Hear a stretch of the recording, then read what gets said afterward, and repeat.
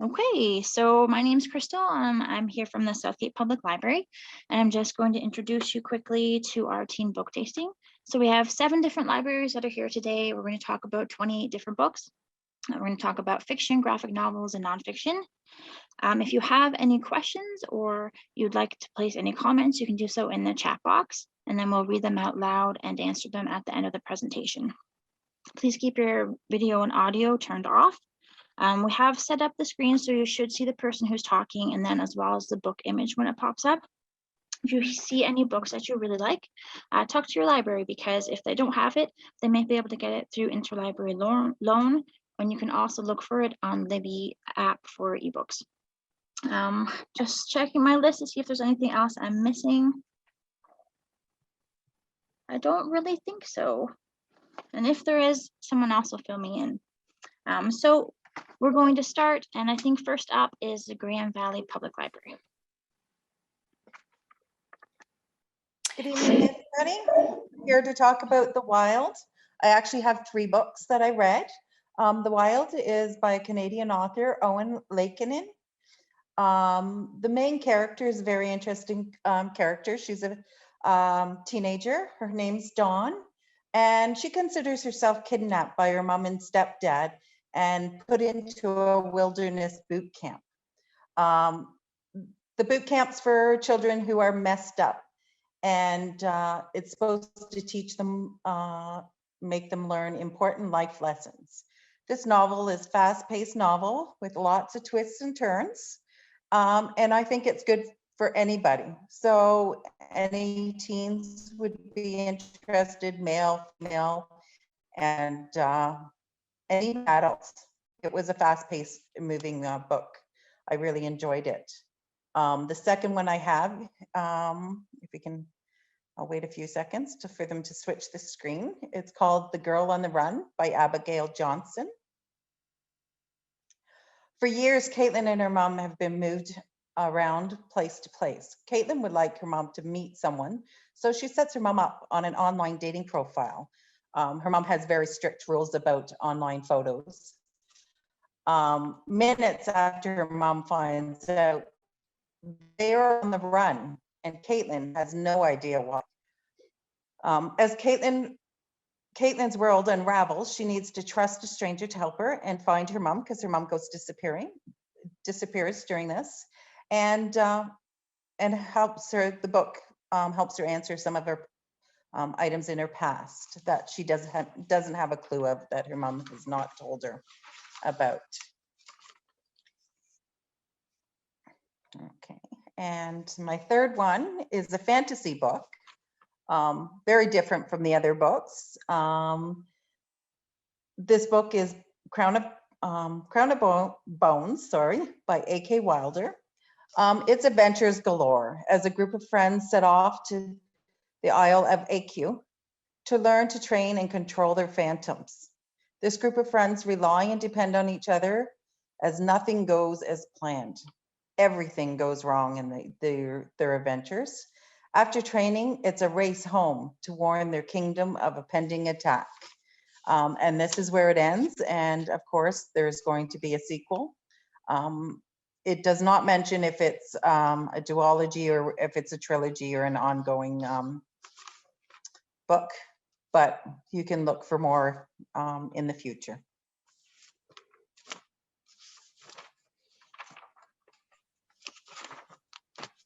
Okay, so my book was called Tell Me When You Feel Something by Vicki Grant. This book follows the events leading up to and following the overdose of the main character. Her name is Vivian. One of the great features of this book is it has really short chapters that keep the story moving and keep you guessing about what happened for that night when she overdosed. And it was a great read. I couldn't wait to get to the end, which is really, because it was really quite exciting.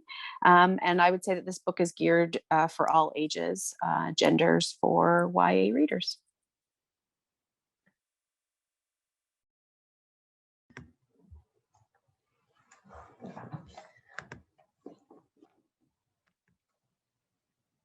Okay, the full love isn't up though. So I read a Faux Love Story by Loanne Lee. It was a really nice story about two teenagers, Vietnamese refugees, and their parents both own restaurants that are across the road from them. And one time, Lynn, the young girl, was at her parents' restaurant, and it was really, really busy because they were having a special on Faux or pho, and they were never allowed to be together or anything because their parents had some sort of a vendetta against each other. And as the story goes along, they meet up and they start getting to be friends and that, and sneaking around on their parents. I really liked it. It was nice. It was kind of funny. I think it's a nice summer read. And the other one I read was One of Us Is Next by Karen McManus. And it's a sequel to One of Us Is Lying. Both of the books were very exciting because you never knew until the very end who had done it. One of Us Is Next starts out with a character from the other book, Simon's old website, and somebody starts a game of truth or dare in it. And he starts sending out messages about different people. So the first person, Phoebe, doesn't answer her text. And so she gets a truth that ruins her relationship with her sister. And as the book goes along, they keep having these truth or dares until one of the Brandon dies, and then it ends, and then it's a chase to try to figure out who did it or what happened to Brandon. And really till the end, I had no clue. It was a really good read.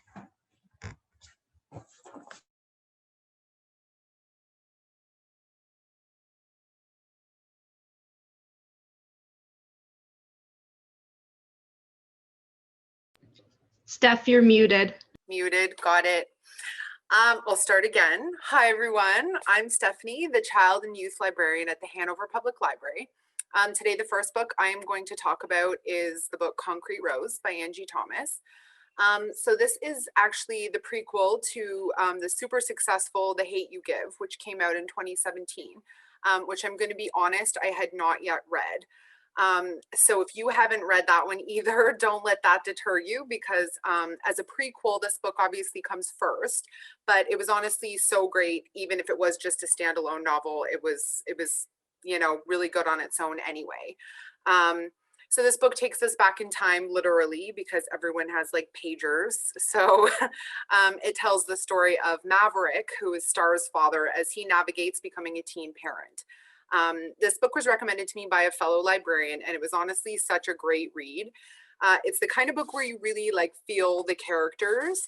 And I think like Angie Thomas, she really knows how to bring characters to life. Like you really feel like you know this guy. I thought it offered a really fresh perspective on teenage parenthood, because most of the time when you see that narrative in a book, it's the storylines from the mother's perspective. So hearing it from the father's first person perspective was really interesting and different. It was also really heartwarming. The character of Maverick has grown up in a pretty rough life, and he basically inherited this place within the gang that his family has historically been a part of. So, I mean, he's had a pretty rough life and has had to kind of grow up hard to make the best of it. So when he suddenly realizes he has a son and the full weight of that responsibility is put on him, it really requires some adjustment on his part as he tries to navigate being a parent and fit that into the life that he's living.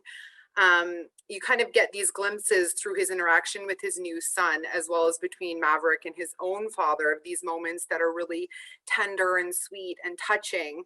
And it's a real contrast to this other side of his life, being in a gang and dealing drugs and that kind of stuff. So through all of it, you really get this feeling that Maverick really wants to be a dad he wished that he had.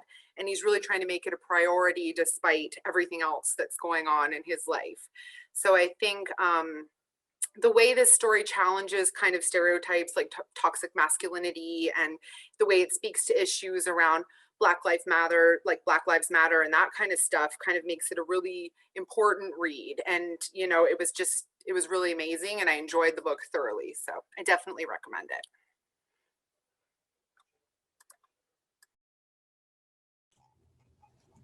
Hi everyone, I'm Chantal from the Meaford Public Library, and I've chosen 3 fiction books that I absolutely adore. The first book I have chosen is the fantasy book A Curse So Dark and Lonely by New York Times bestselling author Bridget Kemmer. And this book is a retelling of the classic fairy tale Beauty and the Beast. However, in this case, Beauty is a girl named Harper with cerebral palsy living in Washington, D.C. And she gets kidnapped to the magical land known as Emberfall, where she meets the Beast, a normal-looking guy named Wren. Wren has tried many times to make girls fall in love with him and has failed every time, and he has one last attempt before the curse becomes permanent. So this book is perfect for people who love fairy tale retellings, especially ones with a twist. And it's also great for people who are tired of the love at first sight trope. After all, the first thing that Harper does when she gets kidnapped to this magical land is she tries to break out through her window. It's also the first book in a trilogy that's currently complete, so you can binge read the entire series, and it's recommended for ages 13 up. It was also Goodreads Choice Awards nominee for Young Adult Fantasy and Science Fiction in 2019. Now, the next book I have is Fable by bestselling author Adrienne Young.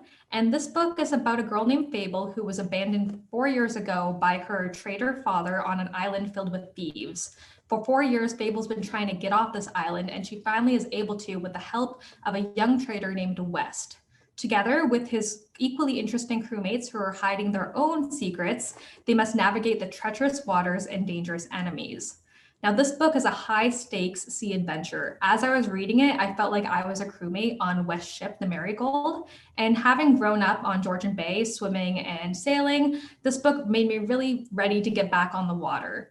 I would say it's also great for people who really love Pirates of the Caribbean growing up and just wants to be lost on a boat in the sea while reading in an afternoon. It's recommended for ages 12 and up and is the first in a duology. The second book was recently released, and I actually have it waiting at home for me, so you're able to read the entire series straight away. It's also listed as Reese Witherspoon and Hello Sunshine's YA Book Club pick, New York Times bestselling series, Indie List bestseller, and New York Public Library's Best Books of the Year. And the final fiction book I'll talk about is the fantasy Blade of Secrets by Trisha Levenseller.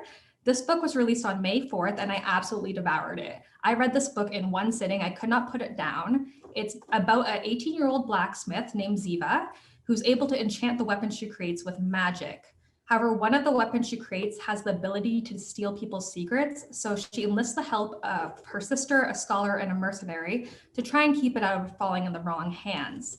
Now, one main aspect I really loved about this book is how real the characters feel. Ziva suffers from social anxiety, so the thought of talking to someone other than her sister basically gives her a panic attack. Now, I know I was really shy as a teenager, and I still have shy moments now, so I really related to Ziva as she's stressed and worried about what she would say to new people, and after conversation, she would kind of pick it apart and think of all the things she had said, so I really liked that representation. And all the characters were really fleshed out, all the minor characters. And there's even a scene where a scholar, he cries over some books that got ruined. And as a librarian, I really related to that.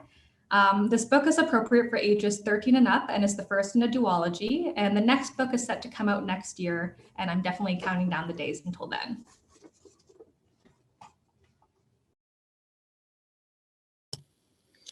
Hi everyone, my name is Cassie Wood and I work as the Youth Services Specialist at the Owen Sound and North Grey Union Public Library.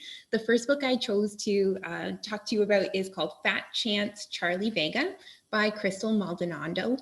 And I loved this book. Coming of age stories are some of my favorite kinds to read.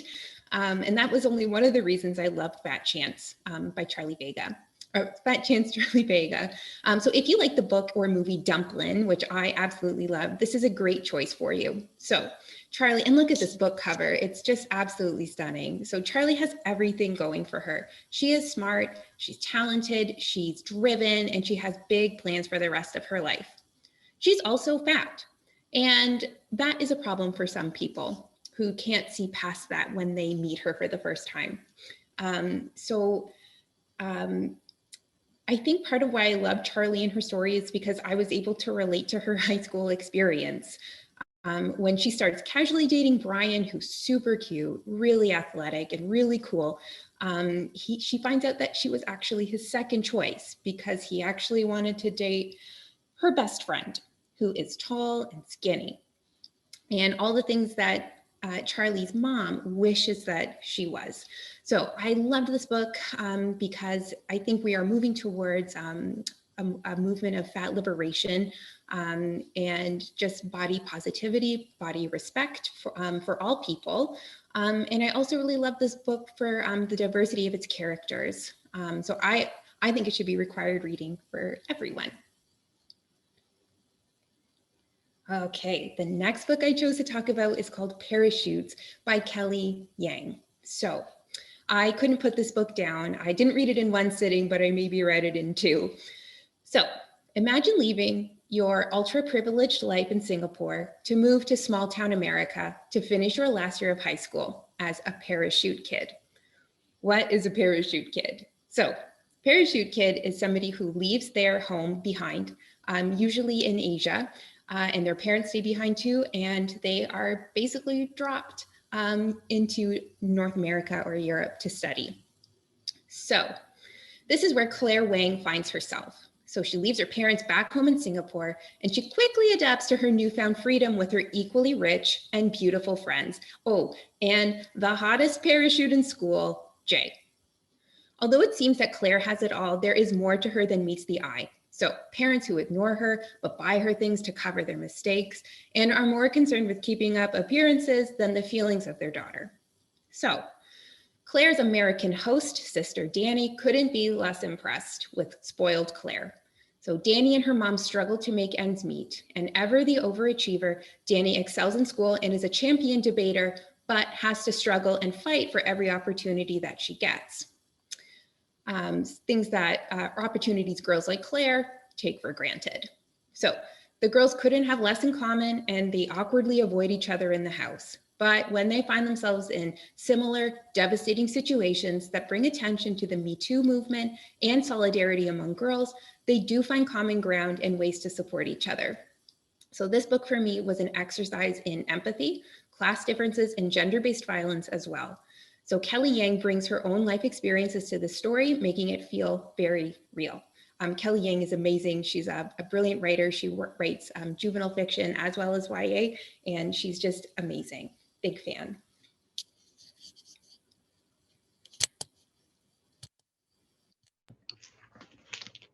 Hi, everyone. I'm Jade, and I'm the teen librarian at the Shelburne Public Library.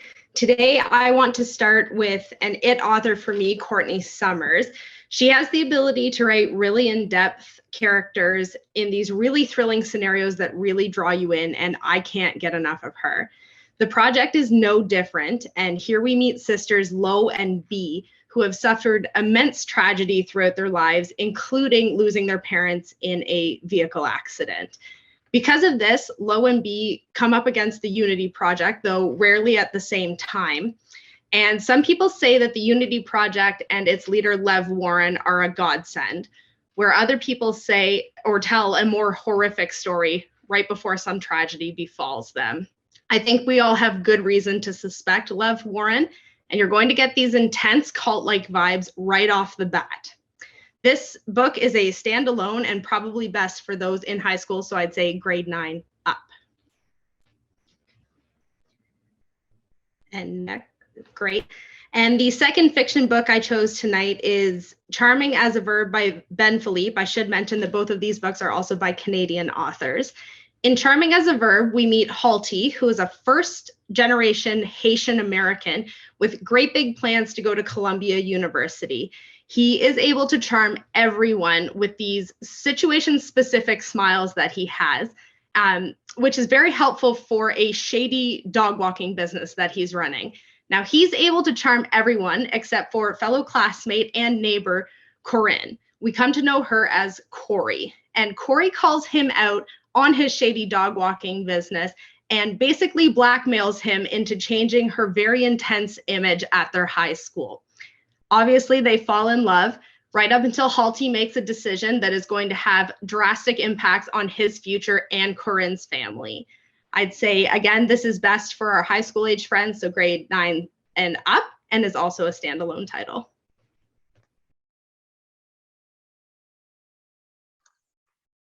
Okay, so in case you missed it, I'm Crystal from the Southgate Library. So the first title I chose was The Ash Lords, which is first in the series. The second book has already been released. So this story follows 3 riders in a race. Sorry, I lost myself. 3 riders in a race, and their horses are not normal horses. They're made of ashes and alchemy. So every morning you rise them with different abilities, and then every night they die again to be risen again in the morning with a different set of abilities. So what I really liked about it is that the 3 different perspectives. So it switched back and forth from 3 different characters so that you're seeing the race through different eyes each time, which I really enjoyed. I also like the world that he created. It's a world that has different levels to it. So there's gods, and then there's the next rank down, and then the next rank down, and the next one down. So each 3 riders are from a different part of society, which I thought was sort of nifty. I did read book 2, so that's saying something, because if I didn't like the first one, I probably wouldn't have picked up the second book. It's a dystopian kind of style fantasy. So if that's your kind of thing, then it may be worth checking out. It's pretty safe for all ages, I'd say, so 13 plus. That's about it for that one. So I just like to point out how pretty this cover is. That's kind of what drew me to it in the first place, was just the cover. And you'll see right on it that it's one of the Reese Witherspoon's book clubs. This book's gotten a lot of hype. They're making it into a Netflix adaptation pretty soon, I think. So it follows an Ojibwe teen who's kind of growing up, not knowing where she fits in her society. So in the story, she witnesses a murder, and she ends up going undercover for the FBI to investigate a new lethal drug. So there are some mature themes in this one. So I'd say it's for a bit older teen, maybe 16 plus. It is a long book, but I think some long books, they can seem pretty dreadful, but this one wasn't so bad. I liked it. It is also available in audiobook through Libby too. And what I liked most about it probably was just the exposure to the Native culture. I haven't really read a lot of books with a Native theme to it, so that was nice, especially with Indigenous History Month being recently. So that's pretty much it for that one. And I think that's our last fiction pick. So next we're moving on to graphic novels. So this is the graphic novel that I chose, which is Fangirl the manga. And this is an adaptation of the YA book bestselling author Rainbow Rowell's story. And the manga tells the tale of Kath, who, along with her twin sister, is about to start college. As they're about to start, her twin says that she doesn't want to be roommates, which kind of leaves Kath floundering, trying to figure out what to do. She's forced to meet some new people, make new roommate friends, have a new roommate, meet new friends. And the main thing about Kath is that she's an avid Simon Snow fan, which is basically a version of Harry Potter in this world. She's obsessed with it. She writes fan fiction for it, and she's not ready to leave it behind. So this book's really great for people who are into fandoms. I myself am a very big Harry Potter fan, and I know I still kind of ask people what house they're in when I meet them.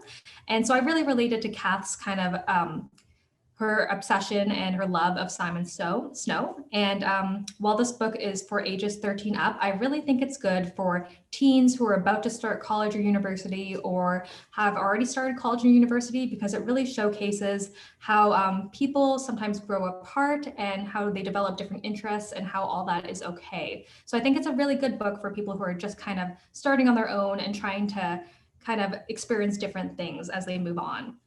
This is the first volume with 4 volumes planned, and was also Goodreads Best Graphic Novel and Comics nominee in 2020.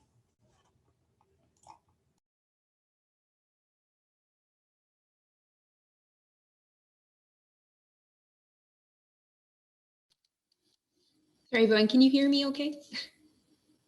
Okay. Oh, here we go. So this next one that I chose is part of the Heartstopper series by Alice Oseman. It is absolutely the cutest book I have read in a really long time. Oh, thank you. I lost the view. Okay, so this is absolutely the cutest book I've read in a long time. I'm so excited to talk about this book with you. So I am so invested in this story. I devour each volume as they get released. They're so good, they're so charming. And this story is set in England with high school students, and it follows the story of Nick and Charlie. So Charlie is bright, he's really clever, but he's also very tightly wound.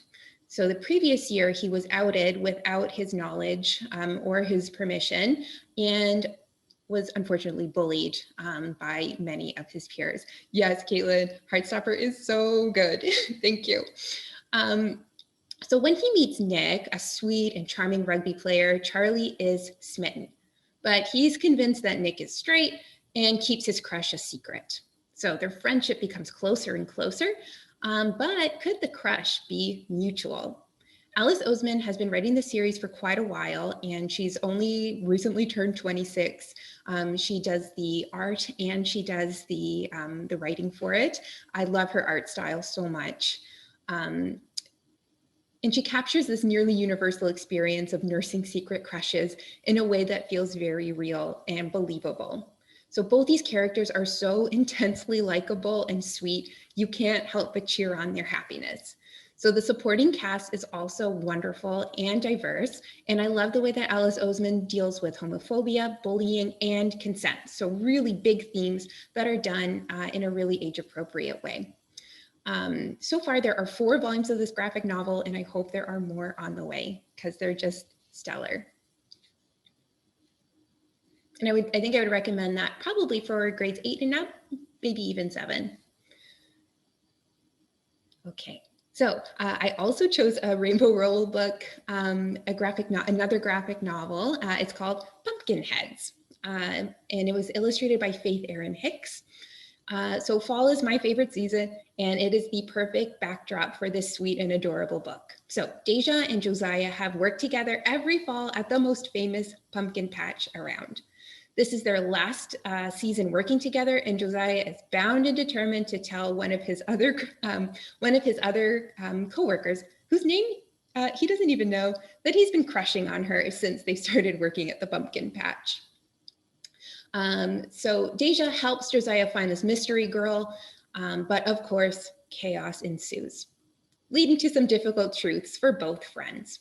So like the other books I've recommended, this book features a beautifully diverse cast and is really just a fun and gentle love story. Oh dear. So it brought back so many memories of unrequited crushes from high school, and the artwork is just stunning. I love Faith Erin Hicks's work. The characters are so likable, and the dialogue is whip smart and so funny. This book made me want to down a pumpkin spice latte, so maybe save this one for September, but it's such a good read.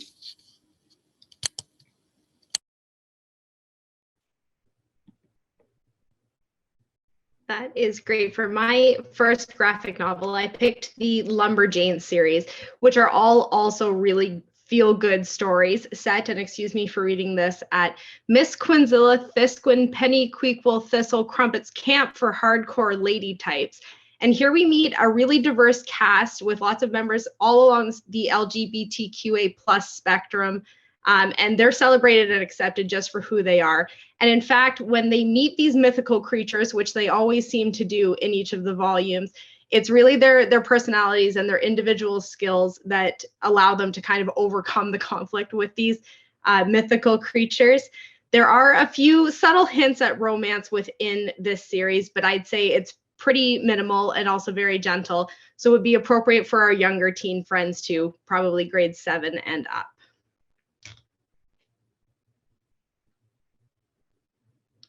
And then I think this is a pretty tough but timely title, especially given the news we all received today.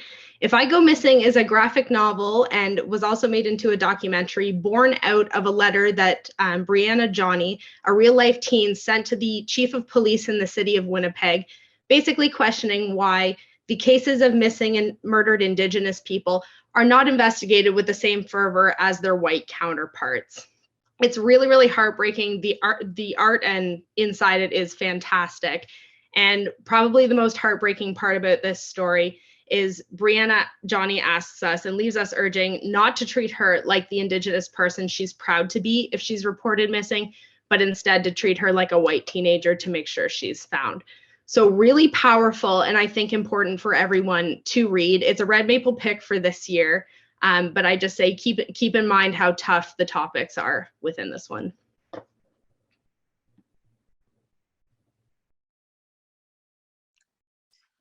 So my first graphic novel I chose is Something's Killing the Children. I really love this book. Basically, as soon as I finished reading it, which I read it all in one day, I went and I ordered part 2. That's how much I loved it, and every teen I've given it to so far has liked it too. So basically, it follows this really awesome lead character called Erica Slaughter, and she works for this secret society who hunts and kills monsters. Monsters that no one else can see really except for children, because that's who the monsters are killing. So there's this small town, that's where it starts in, children start dying, Erica shows up. Of course, she's met with some resentment and suspicion by the local authorities and some of the people who were involved with the children who got killed. But I just found it a really engaging story. I love the characters, I love the plot, I love the art, I basically love everything about it. There is a lot of gore in it. At first, like, I watch a lot of scary movies, but at first I was like, that's shocking. But then I kind of got used to it. There's also a lot of language too, but honestly, if you're watching scary movies already, it's probably nothing that you haven't already been exposed to, but definitely for the more mature reader. There are 3 volumes that have been published. I think the 3rd volume's just been published this month. So yeah, if you're into scary graphic novels with a really good story, then check it out. So the second one is actually volumes 1 through 12 published into one book. So they've made 3 of these yearbook collections. So I don't know how many volumes it is in total, but all of them have been published now. So this follows a high school that was transported into an alien world. So just all of a sudden they're on another planet that has monsters and creatures and an environment that they know nothing about. So it follows a diverse set of characters. This kind of switches back and forth from different groups. I really like the artwork. I really like the characters. I like the story. It kind of has the same feel to the first book I mentioned. Like it's similar. If you read the first, you'll kind of know what I'm talking about if you read this one. But I really like it, and I recommend. It's not as gory or has as much language as the first one, but it's definitely more for a mature audience. I think that's it for our graphic novels. So next we have our nonfiction. So the next book I am going to talk about is Funny, You Don't Look Autistic, A Comedian's Guide to Life on the Spectrum. So this is a biography written by Michael McCreary. Michael is a comedian who is on the autism spectrum, and this biography talks about his life growing up on the spectrum and the struggles that he faced early on and kind of later on, just making his way and fitting in, and basically things we all kind of struggle with. He talks about how learning to stand up for himself and others really was the beginning to his comedic career. By using comedy, he felt he could reshape the way that other people saw people with psychological and neurological variations. So it was really important to him to advocate not only for himself, but for others as well. Of course, being a comedian, Michael's written this book in a very comedic fashion. And while it's very informative about the struggles someone with autism may face, it was first and foremost hilarious. from these really funny flow charts about how to tactfully approach a potential acquaintance, to a visual guide of reading people's emotion through their facial expressions, which, spoiler alert, they all look the exact same to him. Michael really brings home the feeling that growing up is hard, and it's hard for everyone. I do think that, of course, for someone on the spectrum, these challenges can most definitely be greater and intensified in a lot of situations. But I also think that a lot of neurotypical people will relate to the awkwardness and the struggles that he describes at times. I really liked this book because of its approachability too. In terms of reading level, I think it really could be good for anyone from kind of upper elementary school all the way through to adults. I think it's, again, really approachable and easy to read. Even though the book can most definitely be like a teaching tool for neurotypicals to see things from a person with autism's perspective, it's by no means preachy. I really felt like Michael just manages to speak to everybody with this book. And again, it was just such a funny and cute read. Another highly recommend.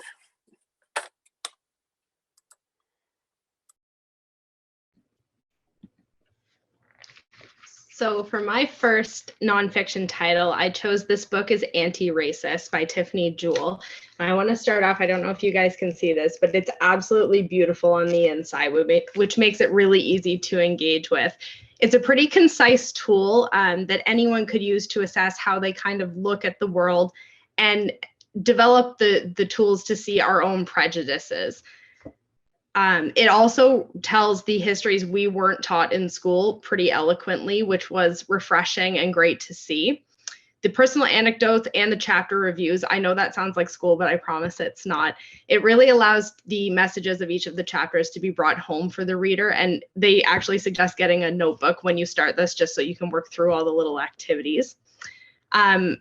Ultimately, it gives us a set of tools to become anti-racist. And I think, again, I would recommend it for pretty well everyone. And then lastly, I'd like to talk about the resilient teen. And while I think this is for an older teen myself, not because there's anything inappropriate in it, but it is very text heavy. It broadly breaks down into 4 sections and helps us focus on our physical, mental, and emotional health, tells us how to kind of engage with the world, and then ultimately how to find meaning and joy. It gives common and real life scenarios that can cause a lot of stress alongside these really practical tools on how to handle them. And what I really liked about this was it doesn't assume that people need to be perfect when they're approaching these scenarios, but they give you some tools and then let you assess your own personality alongside that to come out the other side of stressful situations intact.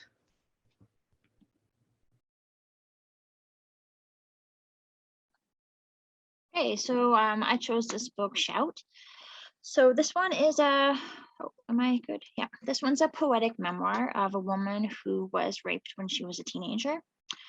So it's done in verse, which at first I was like, poetry, because I've never really been a big poetry fan, but it's not like rhyming poetry. It's more sort of sentences. I don't know enough about poetry to kind of like tell you what kind of poetry it is.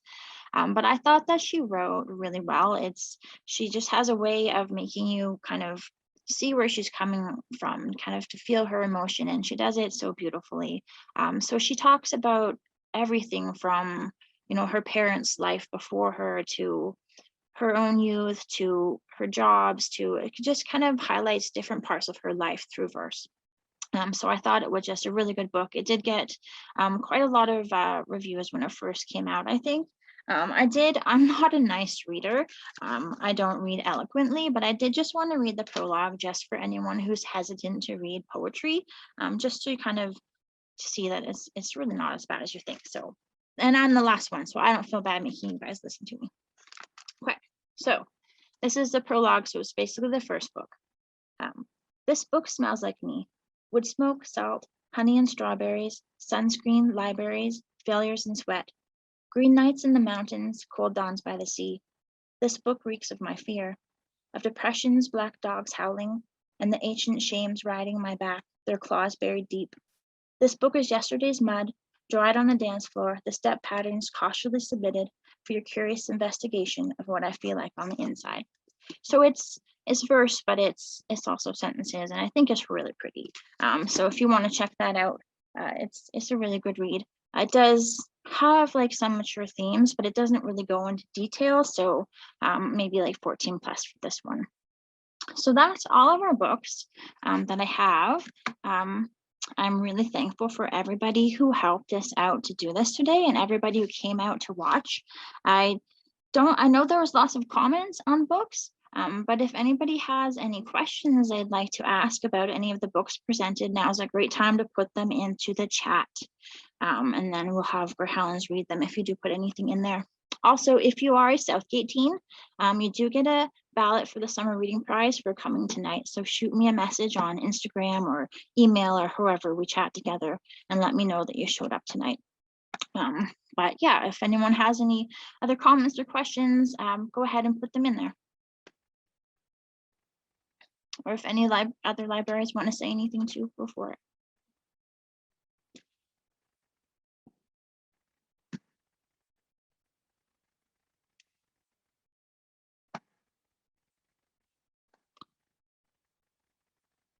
Nobody? Well, I really enjoyed seeing everybody's books. Most of these books, actually, I haven't read myself, but I did order a bunch of them for the library. So I'll look forward for those coming in. Oh, I do see some questions popping up.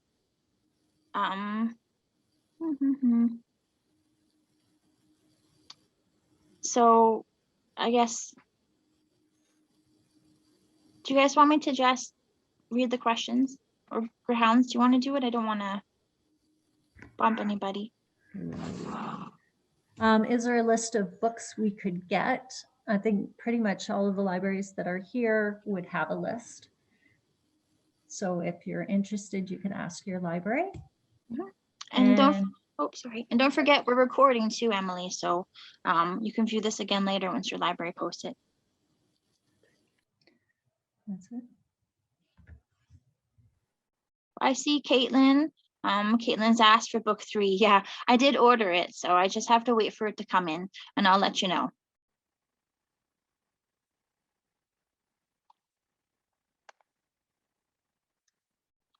Okay, well, if that's it for everybody, then I guess we'll close up today. So thank you for coming, and I hope that you found some books that you want to try out. And thank you to all the libraries who participated tonight. And yeah, and we didn't get bombed again, so yay. That's great.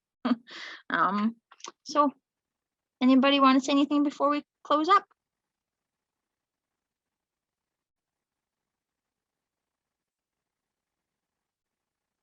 Okay, well, Highlands, I'll leave it to you to shut us down once the comments are done rolling through.